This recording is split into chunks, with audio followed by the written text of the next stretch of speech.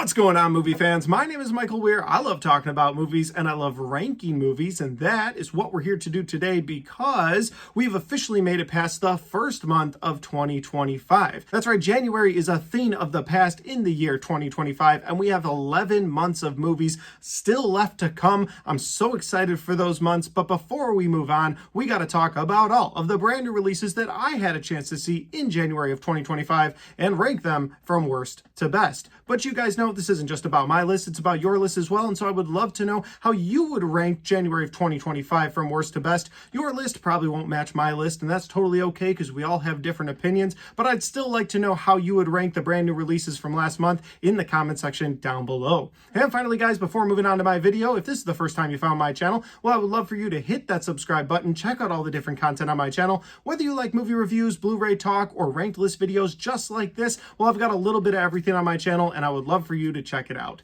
All right, guys, let's jump into January of 2025, ranked from worst to best.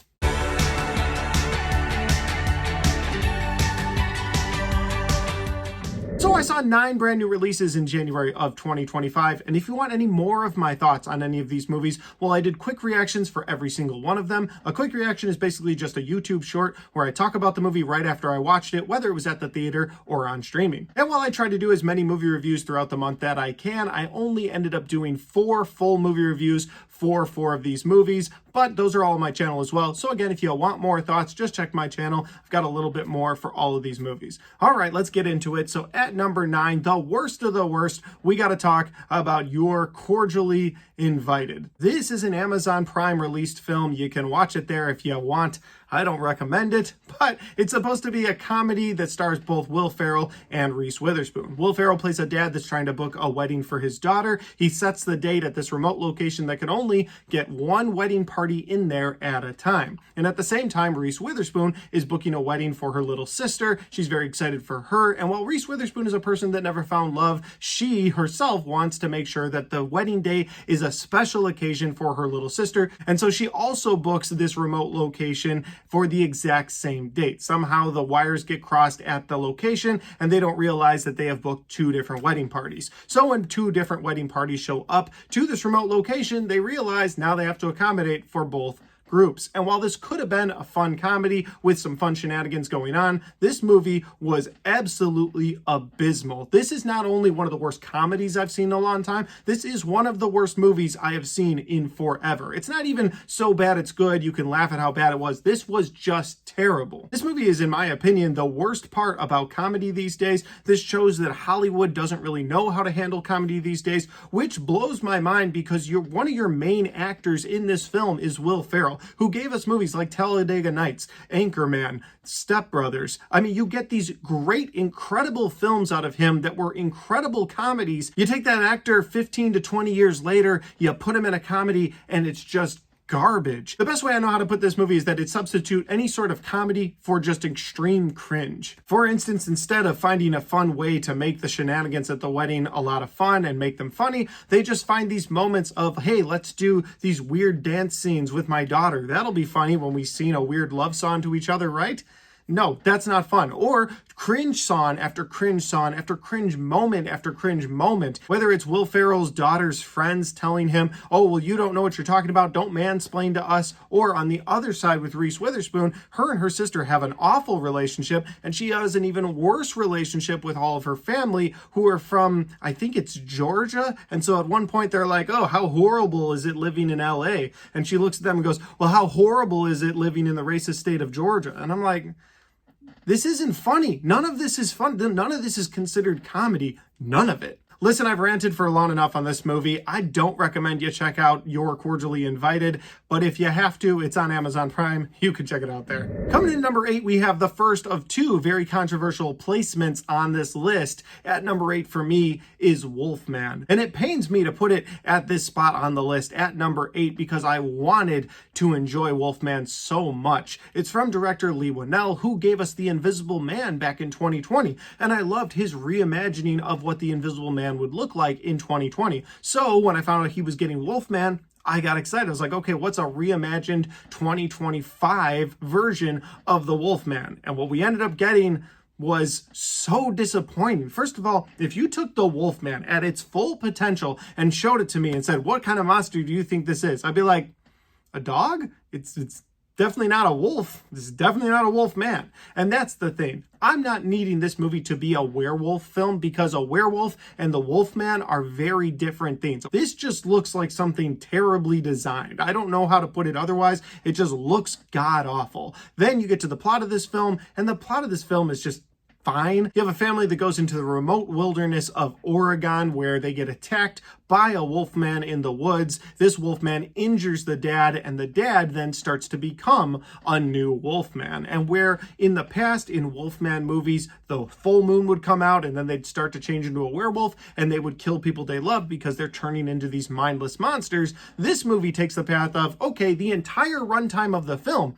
is going to be about this guy's transition from man to wolfman. And while that's an interesting concept, I just found it boring after a while. I was like, come on, when is he going to change into this wolfman? When he finally changes into this mindless wolf, somehow, through the power of family and love, he's able to turn into a not mindless wolfman that just wants to die. And I was like, you got us through this entire movie, the whole movie based on the transition from man to wolfman, and when he gets there, he's not even a mindless wolfman. That's not fun. That's not what the original Wolfman was about. And listen, I have no problem with doing your own spin, your own take on a new Wolfman, but to take the name of Wolfman, an original universal monster, and then not include a full moon, not include Wolfbane, and not include the saying, even a man that's pure in heart and says his prayers by night may become a wolf when the Wolfbane blooms and the autumn moon is bright. I mean, I'm just saying that is one of my favorite classic universal monster movies with Lon Chaney as the Wolfman. And you took none of the elements. You just took the name and said, all right, here you go. Here's a new Wolfman. That doesn't work for me, so that's why it's at number 8. At number 7, we have the family-friendly film of Dog Man. This is actually a really fun animated film for kids. You know, on my channel, I always rank the animated films a lot higher than, say, other movies. That's just because those movies aren't necessarily made for me. I'm not a big fan of animated films. If I didn't have kids, I would not have gone to see this, but I do have kids. My son absolutely loves the Dog Man books. He wanted to see this. My daughters wanted to see it because of that. So my wife and I packed up the kids. We went to the theater to see Dog Man, and it was a fun family-friendly film. There was a lot of pop culture references for the adults that the kids don't really get. There's a lot of really fun, colorful animation for the kids. My kids enjoyed it. They also quoted it for the last 48 hours since we saw the movie, so there's something there. So while this is kind of lumped in with the worst of the month right now, I could see over time this really separating itself from the worst of the pack and probably winding up somewhere in the middle of my overall year ranking for 2025. At number 6, we have a psychological horror film called The Damned, and The Damned is a film about a bunch of fishermen in the 1800s who watched this boat sink. They could have saved the people that were on the boat, but they decided with the lack of supplies that they have, they were like, you know what, we're just going to let the boat sink. It kind of is what it is. Well, because they do that, they believe they have sort of ignited this supernatural presence that's now going to kill all of them for letting those fishermen die at sea. And where this movie plays into the psychological aspect is it really happening, or is it because of this isolation that these fishermen have, where they're in this remote, cold wilderness of a winter, and now their isolation and dread is sort of creeping in, and they're doing things to each other thinking it's this supernatural presence. And the movie kind of lets you decide at the end which way you're going to go with it, because something supernatural happens, but then they show you how it really wasn't supernatural. So you, the viewer, sort of have to decide, okay, was this a supernatural thing or was it not? Overall, it's a slow burn horror film, not the worst one I've ever seen, not my favorite movie of January, clearly, but I had a good enough time with this. If you like slow burn psychological horror films, you'll probably enjoy The Damned. At number 5, we have a Netflix action comedy film called Back in Action. This movie stars both Jamie Foxx and Cameron Diaz, and you know what? You get what you think you're going to get out of this movie. It's a Netflix comedy action film. It's got a couple of big names in it, like Netflix likes to do, and then the the plot is something we've seen so many times before. Where I had the most fun in this movie was probably the chemistry between both Jamie Foxx and Cameron Diaz. I also liked their fight scenes that they would have because, yeah, you could see Jamie Foxx kicking somebody's ass. But as far as Cameron Diaz doing it, she gets in a few good hits, but I liked that they sort of used the two of them combined to have their action scenes. Like, she would distract somebody and then they would get a right hook from Jamie Foxx. I thought that was fun watching the choreography of their fight scenes. I thought those were done really well. The plot itself, again, very generic. I do think this is one of the better Netflix released movies. We get about 1 or 2 a month every year, and every year they're pretty low on the list. So at number 5, not a bad placement for a Netflix film. At number 4, we get Den of Thieves 2, Pantera. This is a sequel follow-up to Den of Thieves, which came out in 2018. If you'd told me that we'd get a sequel in 2025, I'd have never believed you, but here we are. We finally got a sequel. Both of the main actors in this movie have been doing things like Gerard Butler and O'Shea Jackson Jr., so I don't really know why they didn't combine their powers and get to this movie a lot sooner, but okay, we get it in 2025. It's another movie revolving around a heist film and a lot of revenge, because in the first movie, you saw O'Shea Jackson Jr. sort of weasel his way out of the problems at the end of that movie and get away to London. And in this movie, you see Gerard Butler, the sort of bad, sort of good cop, go after him to London and try to take him down. The things I enjoyed the most about this movie were definitely the heist scenes, and I also enjoyed a few moments of action. But this movie had the same problems that I had with the first movie, and that it takes a long time building up to those heist scenes, and not in a fun way where you're like enjoying the back and forth between the characters. I didn't really enjoy the back and forth between both Gerard Butler's character and O'Shea Jackson Jr.'s character. I just sort of was getting through it, going through the motions of getting to those heist scenes, which again, the heist scenes were fun. The sort of action scenes that you had bookended on either end of this film were also fun, but just getting to those scenes took a little bit longer than I would have liked. With that said, this movie was definitely setting up a third movie in the franchise. I hope we get it relatively soon in the next year or two instead of having to wait another 7 or 8 years. But we'll see. With that said, Den of Thieves 2 is number 4. And number 3 is the other controversial pick on this list. This is a movie that nobody else ranking movies is going to put in their top 3 for January. I can almost guarantee it. And it is Flight Risk. Listen, I know the critics completely bombed this movie. They did not like it for one reason or another. Most of the critics not liking it just have a problem with Mel Gibson. I'm going to throw that out there. But there are some others that had some issues with the film. I didn't see those issues. I really enjoyed this movie. I actually saw it in theaters twice, once with my sister and then once with my wife. My wife's a big Topher Grace fan, so I had to go see this again with her. But honestly, I was fine doing that because I enjoyed this movie. My biggest positives for this movie was the back and forth between Mark Wahlberg, Topher Grace, and Michelle Dockery. They're really the only 3 actors in this movie. There's a couple other people you see towards the beginning and towards the end, but for the most part, it's just the 3 of them in this little plane going from one point to another. And somebody in that plane is not who they say they are. And I had a great time with the movie. I thought that Topher Grace and Mark Wahlberg were really funny throughout. I thought Michelle Dockery had a pretty compelling backstory. Honestly, I think all 3 actors in this movie really played their roles really well. I also enjoyed the action in this movie. You're in a tight, confined place like a little airplane. It's up in the air, so there's already danger of having to fight on this plane, but the fight scenes themselves were really fun. I thought the movie was directed really well by Mel Gibson, and again, I know a lot of people don't like him, but I enjoyed this movie. The final thing I'll say about Flight Risk before moving on was that another thing a lot of people had a problem with in this movie was Mark Wahlberg's character and how he talked about sexual assault as a joke for so much of this movie. But I think that was the point of his character. The point of his character wasn't to be someone that you liked. The point of his character was that he was a dirty, rotten assassin that was willing to do anything to get a job done. And throughout this film, he's just a dirty person. He's just a gross person. He's not somebody you're supposed to like. And I think that the people complaining, oh, I can't believe he just kept making all of these jokes about sexual assault. It's like, no, his character's not supposed to be somebody that you like. You're supposed to hate him. You're supposed to like what happens to his character at the end of this film. You're supposed to like, yes, I'm glad that guy got what he deserved. You're supposed to get to that point. And I feel like if they had held back, if they had told Mark Wahlberg, hey, cool it, just make like, you know, your mom jokes, don't make really gross jokes, that wouldn't have fit as well. I don't think it would have been as much of a punch at the end of the movie when he gets what's coming to him. So those are all my thoughts on Flight Risk. I had a fun time with it.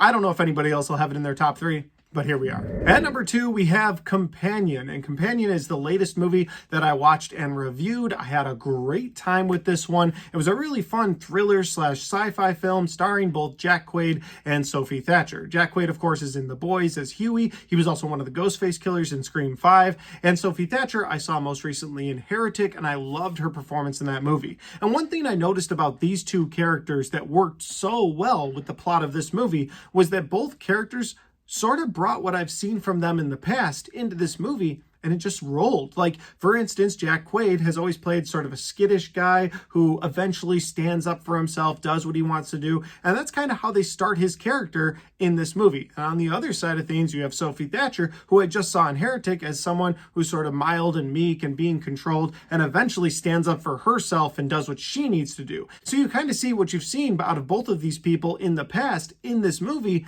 but it works really well, especially for a plot that we've kind of seen done before. This isn't something that's brand new to the sci-fi genre or even the thriller genre. The movie has elements of romance and horror to it as well, but again, it kind of borrows from other things we've seen in the past. So really, their performances led me to really enjoy this movie more than the other movies on this list that we've already talked about. So I had a really fun time with the performances out of Companion, and I really liked the sci-fi element. So if you're a big sci-fi fan, I would recommend Companion. And coming in at number 1, guys, the best of the best, my number 1 pick for January of 2025, and it is Presence. And Presence is a film that is very unique within the horror genre. Now, it's a horror movie. It's classified as horror, but it's not scary at all. There's no jump scares in this movie. There's no overall feeling of dread the entire time. Many years ago, this may not have worked for me at all, but I really have come to enjoy when somebody can do something unique within a genre that I love. And I feel like this movie does that. The whole movie is shot from the perspective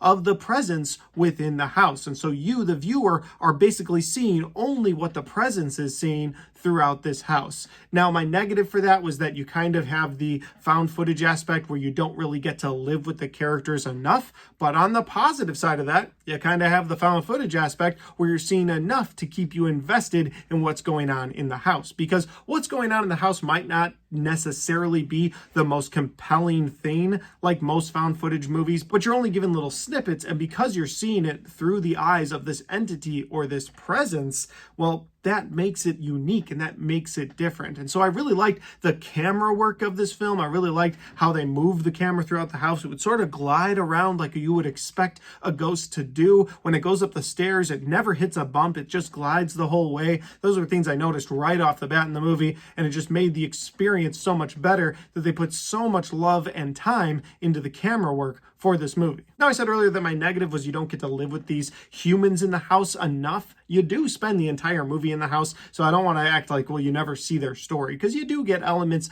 of each one of the people living in this house. I just wish you had gotten a little bit more out of them. But overall, Presence was an extremely surprising movie. I didn't expect much out of it. From the trailers, I thought it would be a little scarier, but I was fine with the route that they ended up taking. The movie deals with a lot of themes in this movie, like death, depression, suicide, anxiety, addiction. It has so many different themes through this movie, and they tie it all together so very well. I loved this movie, made me feel something, which not a lot of movies can do. So Presence is my number 1 movie for January of 2025. And guys, that's my list of brand new movie releases from January of 2025, ranked from worst to best. Like I said at the beginning of this video, if you've got a list of movies that you want to rank from worst to best, put those in the comment section down below and let's talk about them. Finally, guys, if you like this video, don't forget to hit the like button, because it helps the video, it helps the channel, and it helps me right here. Thanks for watching. I'll see you next time.